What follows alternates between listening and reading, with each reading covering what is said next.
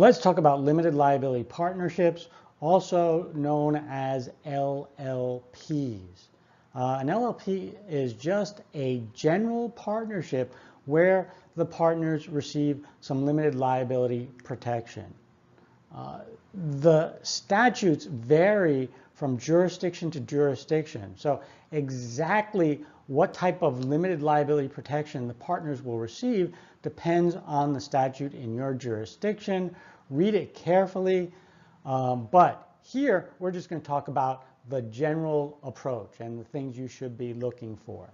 So partners in limited liability partnerships are protected with limited liability for these things. In other words, the partner of a limited liability partnership will not be personally liable for any contracts that the partnership enters into. Naturally, the partnership is liable for that contract, but the partners are not personally liable for the partnership's contracts. A partner in an LLP will not be personally liable for torts committed by her other partners. Those partners will be personally liable for their torts, but I, the partner who did not commit the tort, will not be personally liable for the torts of my partners. Similarly, a partner in a limited liability partnership will not be personally liable for the torts committed by the employees of the partnership. Naturally, the partnership will be vicariously liable for the torts of its employees, but the partners will not be personally responsible for those torts. They will be protected with limited liability. All of these are the same type of limited liability protection we would see in a corporation. If a corporation enters into a contract, the shareholders are not personally liable under that contract. If one of the shareholders if one of the shareholders is active in the business of a corporation and commits a tort, the other shareholders will not be personally liable for that tort. And if we have a corporation and we have employees, the shareholders will not be personally liable for the torts of the corporation's employees.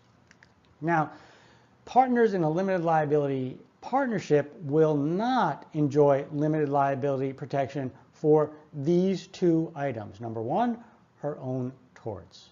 If you are a partner and you commit a tort, you are personally liable for your own torts. Now, what type of tort are we usually talking about? Well, we're usually talking about malpractice.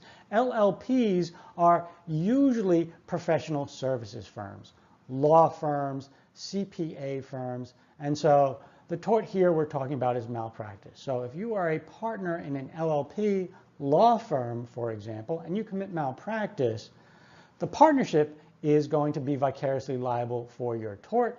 You will be personally liable for your tort, but the other partners will be protected with limited liability.